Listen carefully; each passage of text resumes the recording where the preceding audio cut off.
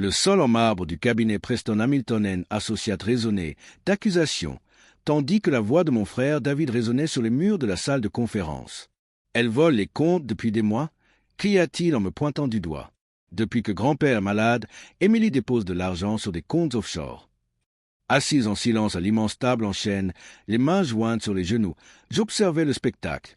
Les autres membres de la famille s'agitaient, mal à l'aise, dans leur fauteuil en cuir italien. Maman s'essuyait les yeux avec un mouchoir monogrammé. Papa fixait stoïquement le vide. Tante Margaret serrait ses perles contre elle comme si elle pouvait la protéger du scandale. Monsieur Preston, avocat de longue date de la famille et exécuteur testamentaire de grand-père, gardait son sang-froid professionnel, malgré le cirque qui se déroulait dans son prestigieux cabinet. Son nœud papillon ne bougea même pas tandis que David poursuivait sa tirade. « J'ai des preuves. » David lança un dossier sur la table. Relevé bancaire, relevé de virement, tout ce qui prouve qu'elle a volé notre héritage. J'ai jeté un coup d'œil au dossier, sachant exactement ce qu'il contenait. Les mêmes faux documents que j'avais vu David créer tard le soir dans le bureau de grand-père, alors qu'il pensait que les caméras de sécurité avaient été désactivées pour maintenance. Madame Harrison m'a adressé M. Preston d'un ton formel. Ce sont des accusations graves. Souhaitez-vous réagir? J'ai souri doucement en repensant à ma dernière conversation avec grand-père, 3 mois plus tôt, avant que le cancer ne l'emporte. Nous étions assis dans son jardin, entourés des rosiers qu'il avait cultivés pendant 40 ans, lorsqu'il m'avait tendu une petite clé en laiton.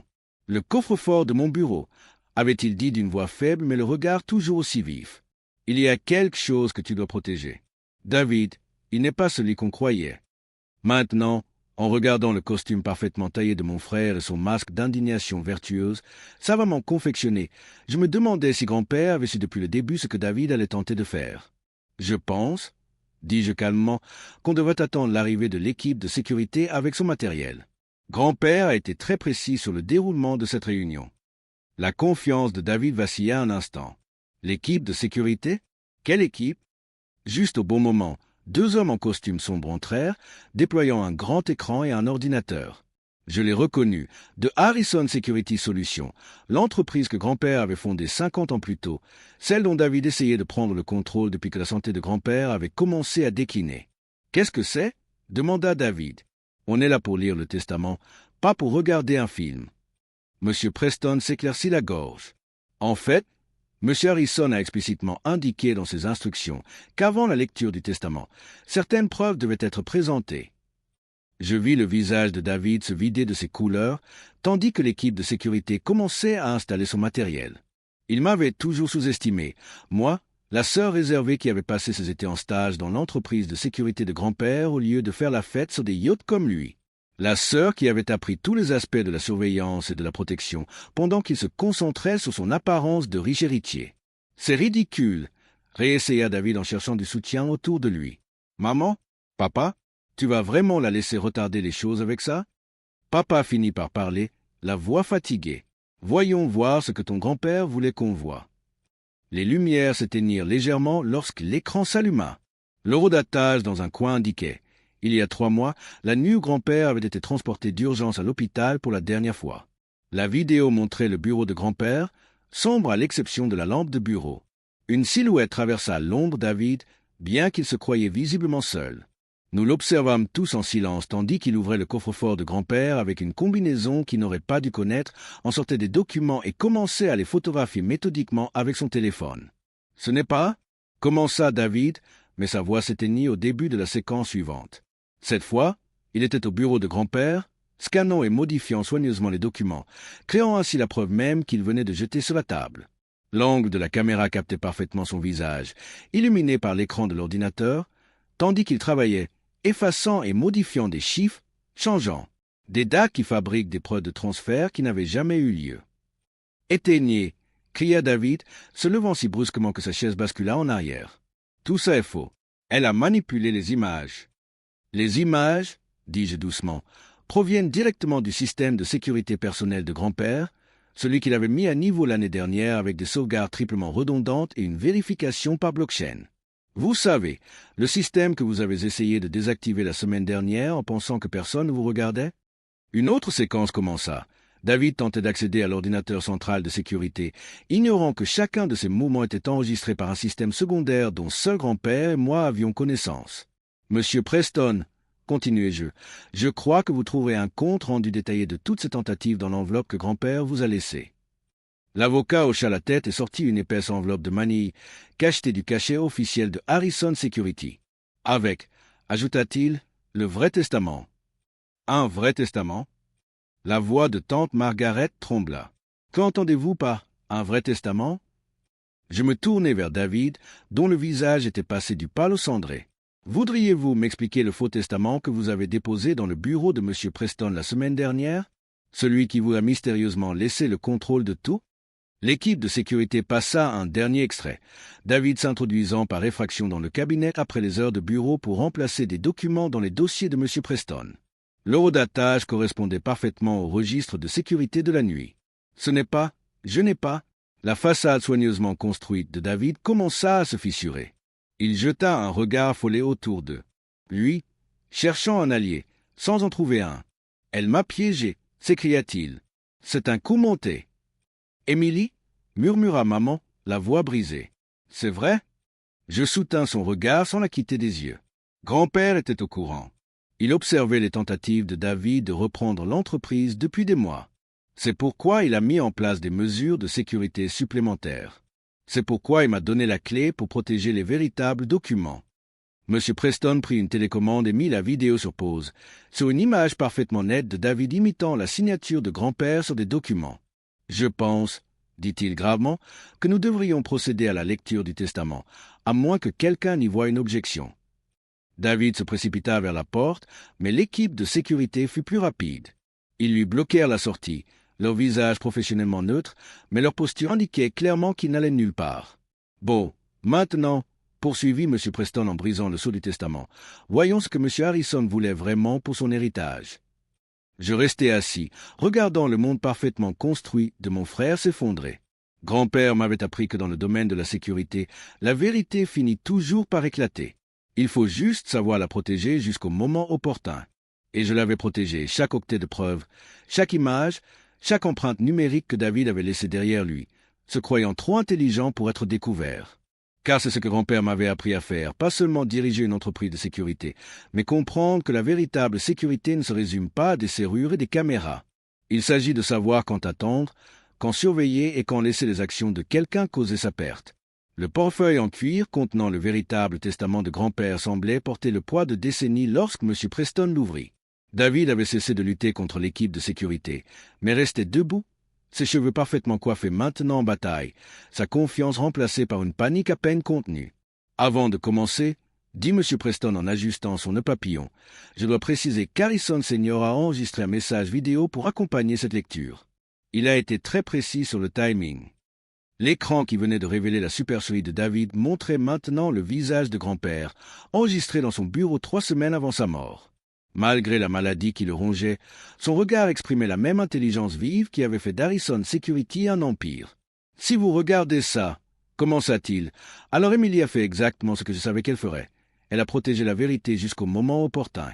Et David, le visage de grand-père se durcit légèrement, a fait exactement ce que je craignais. » Maman laissa échapper un petit sanglot. Papa lui prit la main, le visage marqué par une déception contenue. J'ai fondé Harrison Security Solutions sur un principe simple. La confiance mérite, elle ne se présuppose pas. Pendant 50 ans, nous avons protégé les secrets des autres, leurs biens, leur héritage. Mais à quoi bon protéger les autres si on ne peut pas protéger le sien? La caméra fit un panoramique sur le jardin où nous avions eu notre dernière conversation, les roses fleurissant derrière lui. J'ai observé mes 2 petits-enfants de près au fil des ans. L'un a passé ses étés à apprendre tous les aspects du métier, comprenant que la véritable sécurité commence par la base. L'autre, il soupira. On se concentrait uniquement sur l'apparence du succès, plutôt que sur le succès. Le visage de David rougit. C'est de la diffamation. Il était malade, sans réfléchir clairement. En fait, interrompit M. Preston. Cette vidéo a été notariée et vérifiée par 3 professionnels de la santé indépendants. Votre grand-père était parfaitement sain d'esprit. La voix de grand-père continua. David, j'étais au courant des tentatives de détournement de fonds il y a 6 mois, les comptes secrets que vous pensiez avoir si habilement cachés. J'ai construit le système qui traque précisément ce genre d'activité. Je vous ai vu essayer de manipuler les livres, falsifier des documents, préparez le vol de l'héritage de votre sœur. Chaque tentative était enregistrée, fichée et stockée là où vous ne la retrouveriez jamais. L'écran se divisa pour montrer les relevés financiers, les eurodatages, les journaux de transactions, un enregistrement détaillé de chaque mouvement que David avait effectué alors qu'il se croyait invisible. Mes grands-pères me faisaient confiance, cria David. Non, dis-je doucement. Il vous a nommé vice-président des opérations pour voir ce que vous feriez de cette confiance, et vous avez échoué au test. Tante Margaret halta tandis que d'autres documents apparaissaient à l'écran. La preuve que David avait vendu des secrets d'entreprise à des concurrents, planifié des OPA hostiles et même fréquenté la fille de notre plus grand rival tout en lui fournissant des informations privilégiées. Émilie, la voix de grand-père s'adoucit, a mérité ce que je m'apprête à lui donner. Non pas par manipulation ou tromperie, mais par des années de dévouement discret, en comprenant que la sécurité n'est pas une question de pouvoir, mais de protection. M. Preston interrompit la vidéo et leva le testament. Les conditions officielles sont les suivantes. Harrison Security Solutions, y compris toutes les filiales, tous les brevets et toutes les opérations internationales, et par la présente léguée dans son intégralité à Emily Harrison. Le chaos s'empara de la salle. David se précipita de nouveau en avant, mais l'équipe de sécurité tint bon. « C'est impossible !» cria-t-il. « Je suis l'aîné. Je suis celui qui lui ressemble, qui agit comme lui. » « Oui, ai-je interrompu. Mais tu n'as jamais compris comment grand-père opérait réellement. Sa force ne résidait pas dans son image. Elle résidait dans le fait de savoir des choses que les autres ne voulaient pas qu'il sache et d'attendre le bon moment pour les utiliser. » M. Preston s'éclaircit la gorge. « Ce n'est pas tout. David Harrison est officiellement démis de ses fonctions chez Harrison Security Solutions. De plus, toutes les actions qu'il détient actuellement seront transférées à la fondation caritative de l'entreprise. Il ne peut pas faire ça. » David se tourna vers nos parents. « Maman, papa, dites-lui qu'il ne peut pas faire ça. » Papa se leva lentement. « En fait, fiston, il le peut. Et après ce qu'on vient de voir, il devrait. » Poursuivit M. Preston. Le testament stipule également que les preuves des activités de David ont été transmises à la SEC et au FBI pour enquête sur l'espionnage industriel et la fraude. Les genoux de David finirent par lâcher. Il s'affala sur une chaise, son monde soigneusement construit s'écroulant autour de lui. « Émilie, murmura-t-il, tu ne peux pas laisser faire ça. On est une famille. »« Si, répondis-je.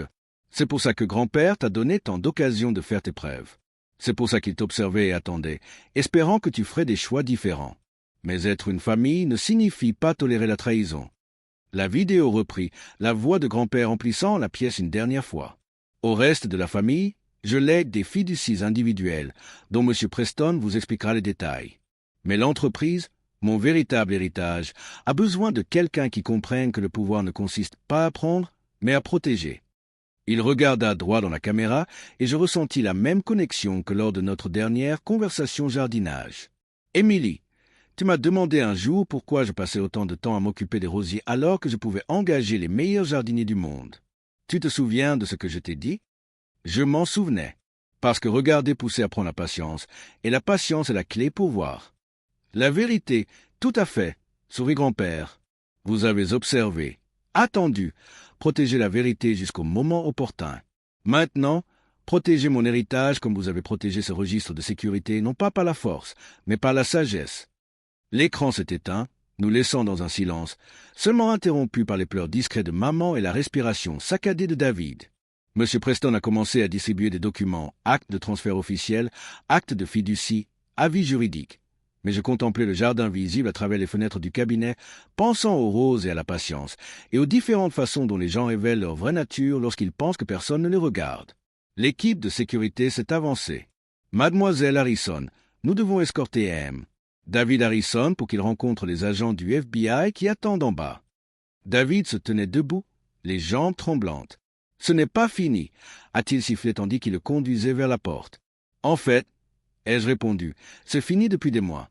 Vous ne le saviez simplement pas encore. » Alors que David disparaissait avec l'équipe de sécurité, je me suis tourné vers M. Preston. « Les dossiers de l'entreprise ?» Il a hoché la tête et a sorti un autre dossier. « Tout est prêt pour la transition.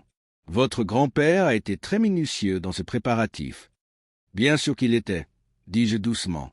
Il a bâti un empire grâce à sa minutie. En regardant autour de moi les membres de ma famille, sous le choc, je réalisais que ce n'était que le début.